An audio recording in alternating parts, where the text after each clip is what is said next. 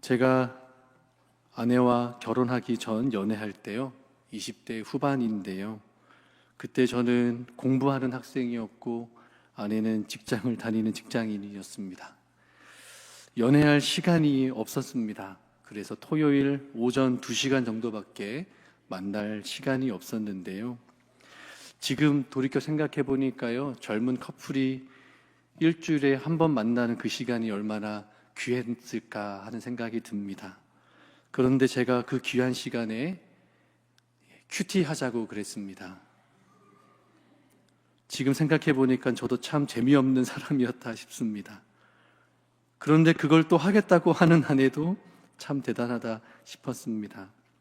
어쨌든 큐티를 하자고 했으니까 뭐래도 해야 되겠다 싶어서 책을 한 권을 같이 읽고 묵상하기로 했는데, 그때 읽은 책이 내면 세계의 질서와 영적 성장이라는 고든 맥도날드의 책이었습니다. 제가 사실은 이 책의 내용을 좀 소개해 드리려고 이 책을 읽게 된 배경을 소개하게 되었는데요. 앞부분의 내용은 양해를 부탁드립니다. 이 내면 세계의 질서와 영적 성장이란 책의 앞부분에서 다루는 내용 중에 함몰 웅덩이 증후군이라는 심리학적 개념을 영적 개념으로 적용해서 소개합니다. 함몰 웅덩이 증후군이라는 것은 이런 뜻입니다. 쉽게 비유해서 보면 겉보기에는 아무런 문제가 없어 보이는 땅이 갑자기 밑으로 꺼지면서 생기는 싱크홀 같은 현상을 말합니다. 겉에서 볼 때는 땅이 평평해서 괜찮은 것 같은데 밑에서부터 땅이 무너지면서 어느 순간 갑자기 확 꺼지면서 생기는 싱크홀 같은 현상을 말합니다. 사람이 외부적인 성취와 분주함에 몰두하여 살다 보니 어느 순간 내면의 힘이 고갈되어 급격히 무너져 내리는 상태를 의미합니다. 평소에는 성실하고 단단해 보였지만 점점 그 내면의 토대가 부실해지고 삶의 어려운 문제와 깊은 스트레스를 받게 될 때 정서적으로 무감각한 상태에 빠지며 삶이 송두리째 흔들리게 되는 특징을 함몰 웅덩이 증후군이라고 소개한 겁니다. 그럼 이와 같은 심리학적 개념의 영적 생활에 그대로 적용됩니다. 그럼 신앙의 연수가 길어질수록 반복되는 신앙생활이 우리의 내면의 세계를 단단하고 안전하게 만들어주기보다는 어느 순간 버틸 힘이 없어서 급격히 무너져 버리는 모습들이 교회 안의 성도들 가운데 있다는 것입니다. 반복적으로 신앙생활을 하면, 교회 안에서 봉사를 열심히 하면 우리의 내면이 더 건강해지고 단단해질 줄 알았는데, 열심히 봉사하고 분주하게 신앙생활을 하다 보니 사실 우리는 내면을 돌보지 못해 어느 순간 삶의 고난과 큰 문제가 찾아왔을 땐 그것을 견딜 힘이 없어서 확 꺼져버리듯이 함몰되어듯이 주저앉는 그런 신앙의 모습들이 있다 하는 것입니다. 그래서 주님이 우리에게, 우리 이 시대를 살아가는 성도들에게 이렇게 묻고 싶은 것 같습니다. 너희들의 내면은 안전하냐? 이렇게 묻고 싶으신 것 같습니다.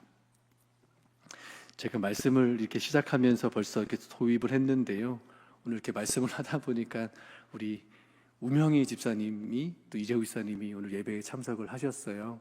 우리 주일, 월, 화요일까지 장례를 마치고 우리 우명희 집사님 어머니 장례를 마치시고 오늘 예배 참석하셨는데요. 잠깐 우리 두 분 하나님의 위로하심과 격려하심이 있도록 같이 한번 격려해 주시면 좋겠습니다.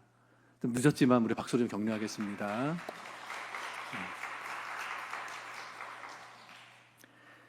네, 말씀 전에 했었어야 되는데 시작하고 나서 깨달았습니다. 네, 예배에 와주셔서 감사하고요. 하나님의 은혜가 함께 하시기를 기도하겠습니다. 네, 다시 한번 말씀에 돌아가면 주님이 이 시대를 살아가는 성도들에게, 지금 우리에게 이렇게 물으신다는 것이죠. 너희들의 내면엔 안전하냐? 오늘 본문 민수기 11장은요, 이스라엘 백성들이 애굽에서 빠져나와 광야에서 지낸 지 한 1년 2, 3개월 정도 지났을 때 일어난 사건입니다. 이스라엘 백성들과 함께 섞여 사는 다른 인종들이 탐욕을 품었는데 그 마음에 동화되어 이런 원망을 하게 된 겁니다.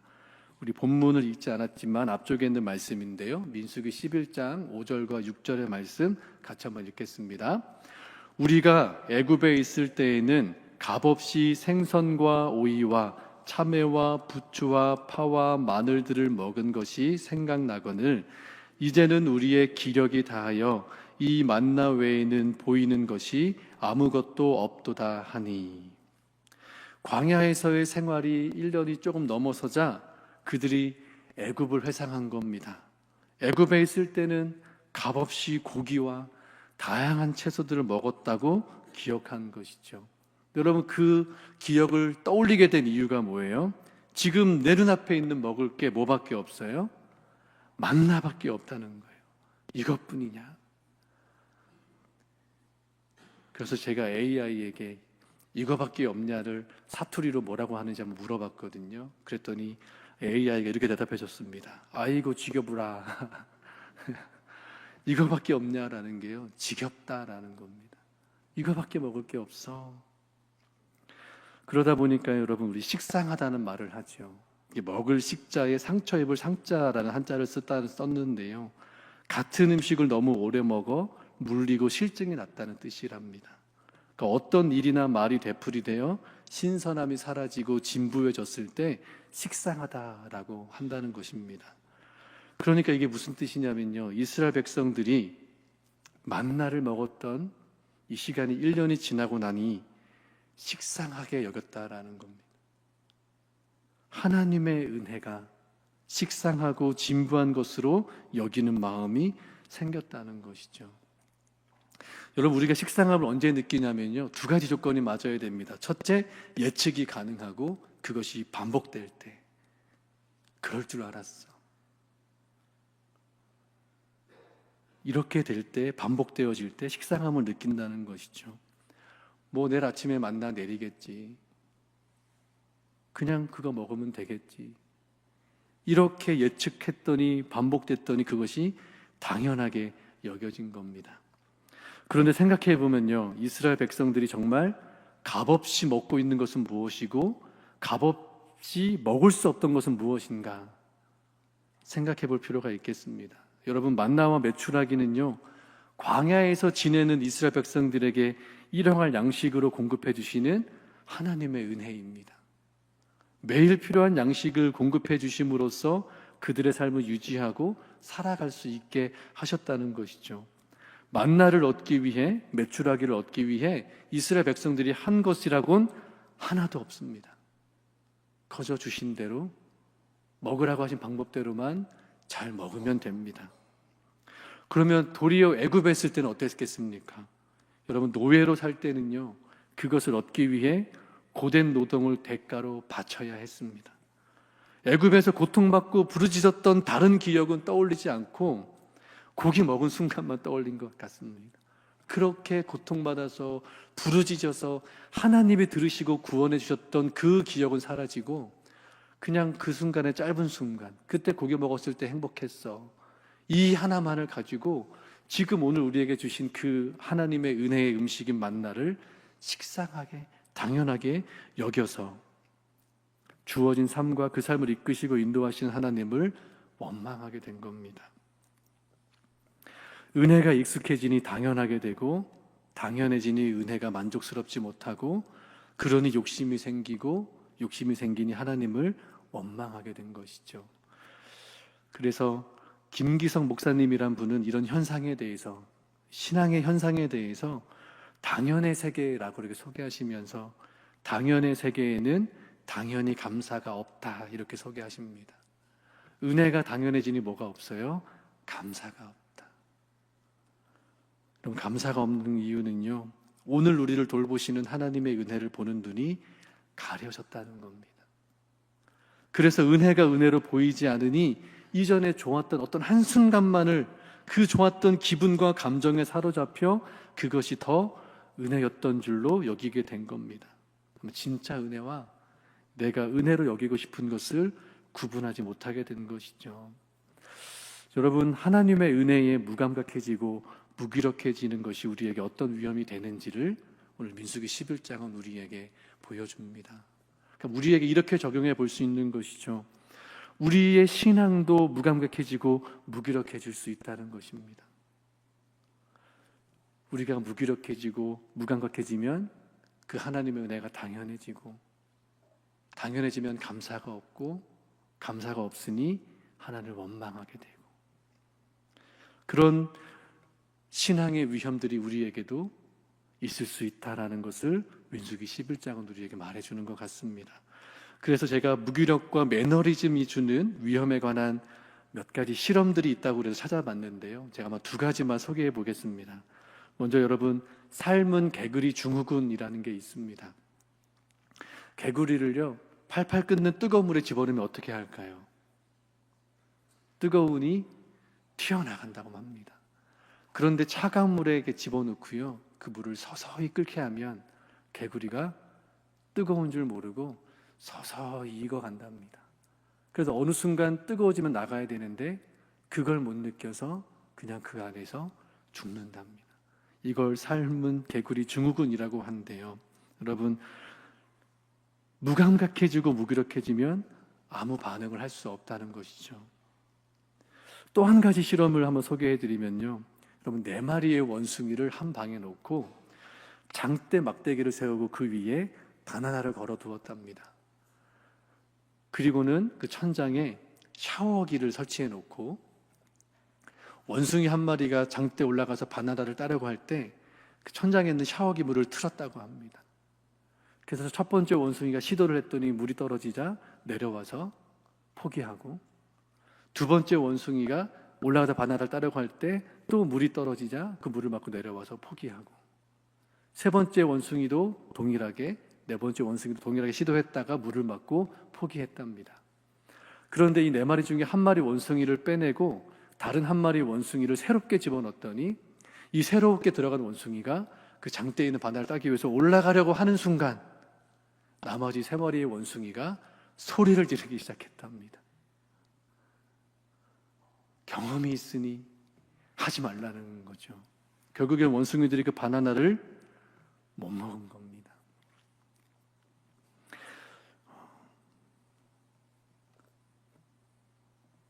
독일의 요하네스 교회 치료센터를 운영하는 의사이자 심리상담가인 리디거 달케는 보이지 않는 질서라는 책에서요, 시작의 법칙에 대해서 설명하는데, 이 시작의 법칙이란 모든 시작 안에는 이미 결과가 씨앗처럼 들어있다라는 개념입니다. 그러니까 아주 쉽게는 사과 씨앗을 심으면 사과 나무가 자라는 것과 같은 이치입니다. 반드시 어떤 일이 시작이 되면 그 결과를 그 안에 품고 있다라는 것을 시작의 법칙이라고 설명한 건데요, 그래서 어떤 일이 계속 꼬이거나 결과가 좋지 않다면 그 일을 시작했던 지점으로 돌아가 보라고 조언을 해줍니다. 왜요? 모든 시작 안에는 이미 결과가 씨앗처럼 들어있기 때문입니다. 오늘 본문에 적용해서 생각해 보면요, 이스라엘 백성들이 광야에 있게 된 그 시작, 그리고 만나와 메추라기를 먹게 된 그 시작 지점으로 돌아가 보는 겁니다. 그럼 이스라엘 백성들은 애굽에서 노예로 살았습니다. 요셉이 총리가 된 후 야곱과 가족들 72명이 애굽으로 내려갔습니다. 그런데 72명이 시간이 흐를수록 애굽의 백성들보다 수가 더 많아질 것 같자 애굽의 왕 바로가요, 이스라엘 백성들을 고된 노역을 시켜서 노예로 삼았습니다. 성경에 보니까 이렇게 기록됐습니다. 학대를 받을수록 그 수가 번성하여 퍼져갔더라. 한 민족을 길러내시는 하나님의 손길이 애굽에서 이루어지고 있었다는 것을 말씀하시는 것이죠. 그러나 이스라엘 백성들은 애굽의 노예였고 고된 노동과 괴로움 때문에 탄식하며 고통으로 울부짖습니다. 이것이 이스라엘 백성들의 애굽에서의 삶의 현실이었습니다. 그 고통의 소리를 하나님이 들으시고 아브라함과 이삭과 야곱에게 하신 언약을 기억하사 그들을 돌보시기 위하여 자신을 나타내시죠. 고통에서 건지시고 노예에서 구원하신 것은 하나님의 은혜입니다. 모세를 부르셨고 애굽의 왕 바로의 완악함을 10가지 재앙으로 심판하셨고, 유월절 어린 양들의 희생의 피를 흘리던 그 밤에 애굽의 장자를 치심으로 이스라엘 백성들을 애굽에서 빼내어 약속의 땅 가나안으로 인도해 가시기 시작하셨습니다. 하나님의 구원의 은혜이며 이스라엘 백성들은 그 은혜로 구원받아 자유를 얻게 된 것입니다. 하나님께서 우리의 신앙을 시작하게 하신 그 지점을 떠올리면 모든 것이 다 하나님의 은혜입니다. 광야에서 인도함 받았던 이스라엘 백성들은 무엇을 먹었을까요? 만나와 메추라기요. 저녁에는 메추라기가 지네를 덮였고 아침에는 이슬같이 생긴 만나가 내려 일용할 양식을 하나님께서 매일 공급해 주셨습니다. 언제까지 주셨을까요? 광야에서의 생활이 끝날 때까지 만나와 메추라기는 멈추지 않았다고 성경은 기록합니다. 여러분, 우리가 아시는 바와 같이 이스라엘 백성들의 광야 생활은 몇 년이에요? 40년. 매일 아침과 저녁에 하나님의 은혜는 멈추지 않으셨다는 겁니다.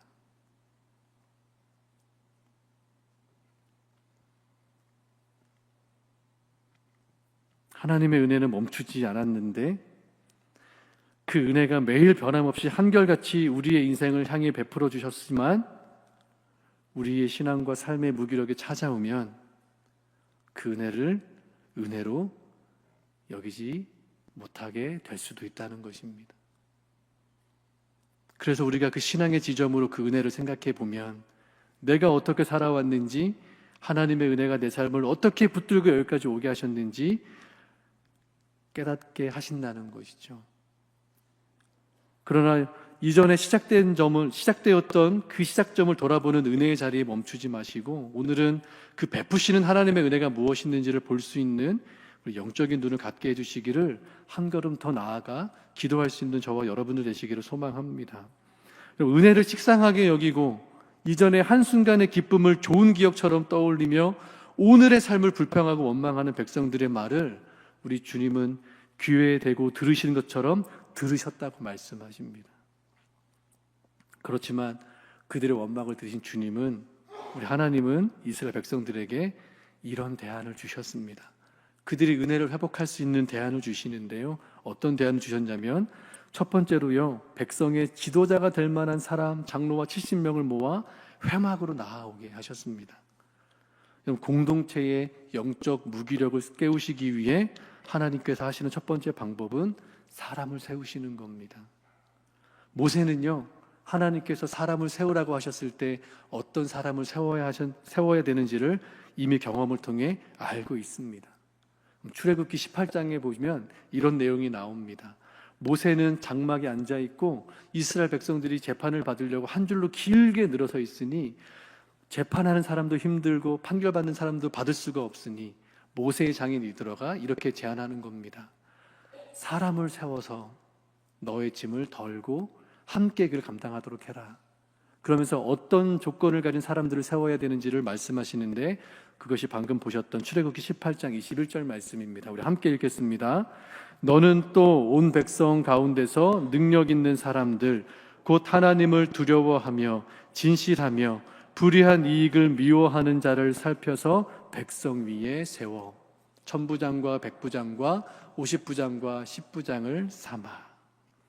여러분, 하나님이 세우시는 지도자에 대해서 이미 말씀하신 게 있습니다. 어떤 사람이에요? 하나님을 두려워하며 진실하며 불의한 이익을 미워하는 자, 그들을 살펴서 지도자로 세워라, 이렇게 말씀하신 겁니다.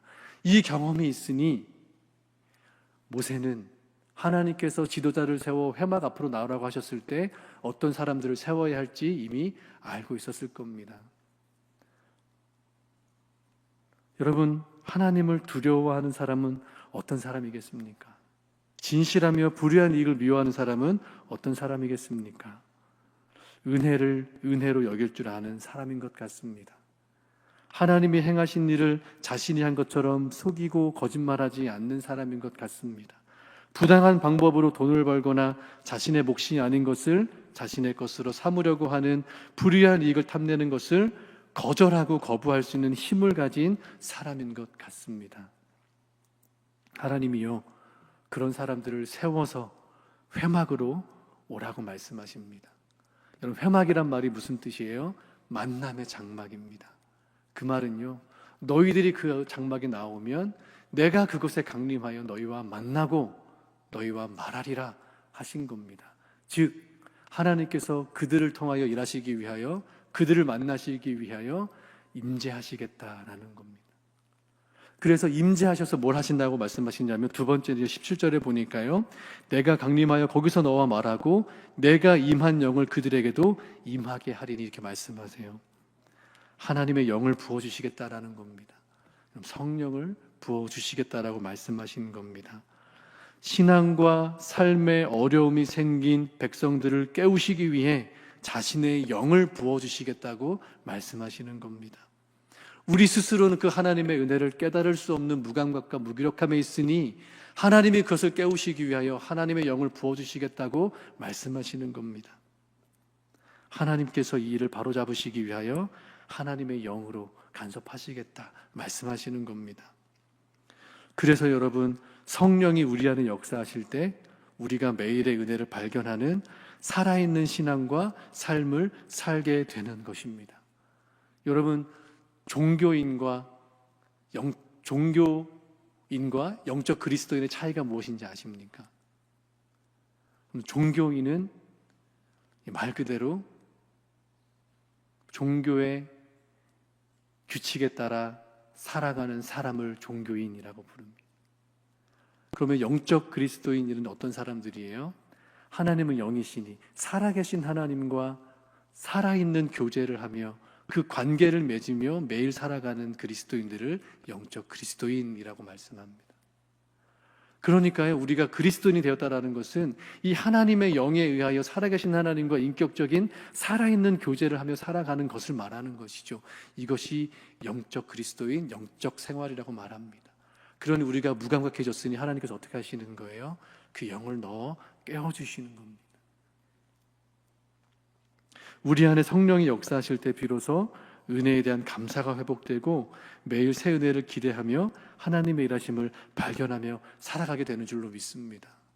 여러분, 매일의 삶이 반복되어지지만 그것이 하나님의 은혜인 것을 발견할 수 있는 영적인 감각은 하나님과의 교제를 통해서 이루어지는 것입니다. 하나님이 우리와 함께 하실 때 여러분, 10가지 일은 아무것도 아닌 것처럼 보이지만 그 속에서 하나님이 일하지 않으시면 안 될 것 같은 일들을 발견해 나가는 것이 영적 그리스도인의 삶인 겁니다. 아, 하나님이 지금 나와 이렇게 함께하고 계신 거구나. 아, 하나님이 지금 나를 이렇게 붙들고 가고 계신 거구나. 여러분, 우리가 신앙생활 하다 보면 힘들고 어려운 일들이 많이 생깁니다. 반복하다 보면 영적으로 무감각해지기도 하고 무기력해질 수도 있습니다. 오늘은 그 주제를 가지고 말씀드리고 있지만 신앙의 어려움이 찾아오게 되어지면 우리 고민하게 됩니다. 특별히 누군가로부터 내가 상처를 받으면 이 문제에 대해서 어떻게 할 것인가. 여러분, 정말로 하나님과의 살아있는 교제를 하고 있는 사람이라면 그 문제를 가지고 어떻게 하겠습니까?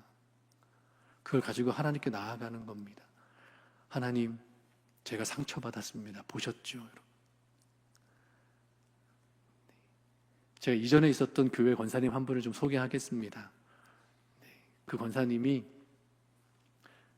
남편 장로님이 택시를 하시는데 좀 속상하게 하셨나 봐요. 너무 마음이 상하고 너무 속상해서 이렇게 남편 장로님 거실에 있는데 그냥 방문을 닫고 방에 들어가서 혼자 이렇게 크게 기도하셨답니다. 용서하고 들으십시오. 그 권사님의 기도입니다. 제가 하는 게 아니고요. 그 권사님 이렇게 기도하셨답니다. 하나님 보셨죠? 저 새끼가 저한테 어떻게 하는지 보셨지요? 네. 아버지 보셨지요? 그러면서 막 기도했답니다. 한참 기도하고 났더니 장로님 방문 열고 들어오시면서 그러시더래요. 그게 그렇게까지 속상할 일이었냐고. 네, 저는 그게 참 지혜로운 기도라고 생각이 돼서 여러분께 소개해드렸는데요. 살아있는 하나님과의 교제는 여러분 그런 것 같습니다. 하나님 보셨죠? 지금 제가 저 일 때문에 얼마나 속상한지 아시죠? 그러니 하나님 가만히 있지 말고 뭐라도 해주십시오. 그런데 하나님께서 그 탄식을 들으시지만 어떻게 인도하시겠습니까? 우리 안에 계신 성령을 통해 하나님이 원하시는 선한 일로 할 수 있도록 우리 마음을 이끌어 가시는 겁니다. 어떻게 해요? 밉다고 때리고 밉다가 밥 안 주는 것이 아니라 화해하고 용서하고 그렇게 더 은혜를 끼쳐주는 모습으로 살게 하시는 것이죠. 우리 하나님께서요, 원망하고 불평하는 이 이스라엘 백성들의 이 무감각하고 무기력함을 깨워주시기 위해 사람을 세우게 하시고 그 영을 부어주시겠다고 하신 이유는 그들의 신앙이 살아있는 신앙, 하나님과의 살아있는 교제로 인도하기 위한 하나님의 열심이신 겁니다. 그 하나님의 열심이 우리의 무감각함을 깨우시고 하나님과 동행하는 삶으로 인도해 가시는 줄로 믿습니다. 그런데 마지막으로 하나님께서 이 일을 준비하시게 하시면서 한 가지 더 말씀하세요. 18절 말씀해 보니까요, 또 백성에게 이르기를 너희의 몸을 거룩히 하라. 거룩하게 준비하셨습니다. 왜요? 하나님을 만나야 되기 때문에. 여러분, 우리가 죄 가운데 하나님을 만나면 우리 이사야의 고백처럼 화로다 나려 망하게 되었도다 하는 것처럼 우리가 하나님의 그 심판과 크신 두려움 앞에 우리가 죄로 인하여 죽을 것 같은 고통을 느끼게 된다는 것은 너무나 잘 압니다. 그래서 주님 말씀하신 거예요. 거룩하게 하라. 우리 안에 하나님 앞에 설 만한 모습이 없는지 돌아보아 그 마음과 태도를 준비하고 하나님이 오실 때 그분을 만날 준비를 하라는 것이죠.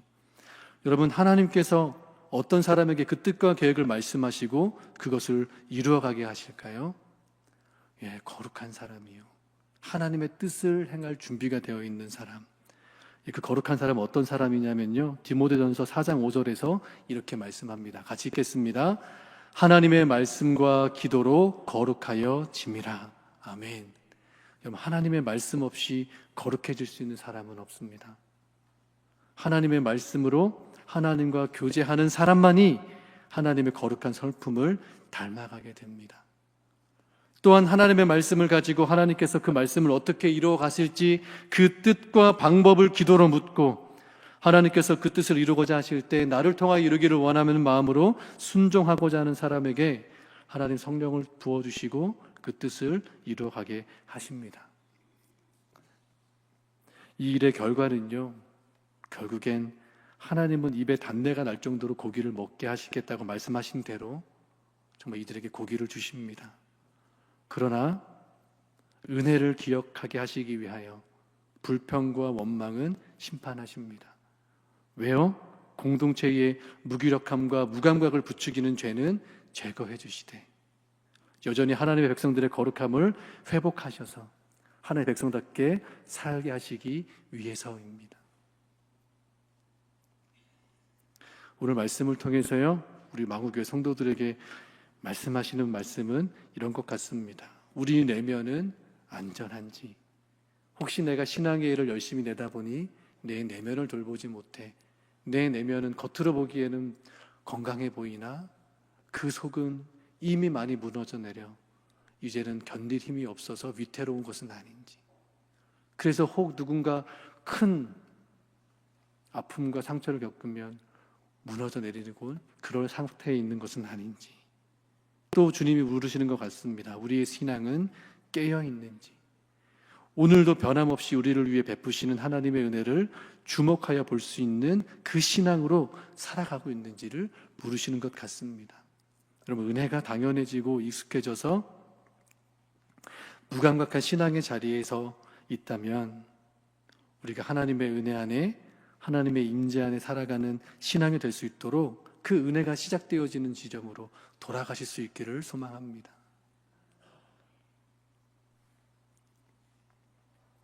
지난날 어느 순간을 좋았던 기억으로 삼고 그때는 은혜가 있었는데 오늘은 그때만 못한 것처럼 여기는 그런 신앙의 자리에 있다면 오늘 여기 지금 이 자리에서 일하시는 하나님의 은혜를 볼 수 있도록 성령을 부어주시고 우리의 영의 눈을 열어주셔서 그 은혜를 볼 수 있도록 기도하실 수 있는 저와 여러분들이 되시기를 소망합니다. 여러분, 우리 안에 여러 가지 일들이 일어납니다. 그런데요, 우리가 무엇을 보느냐에 따라 서로에게 전해주는 말은 달라집니다. 누군가는 이전에 값없이 먹었던 애굽에서의 고기를 떠올렸지만 누군가는 오늘 임하는 그 만나를 바라보며 얘기하는 것이죠. 오늘도 하나님은 우리를 위해 일하십니다.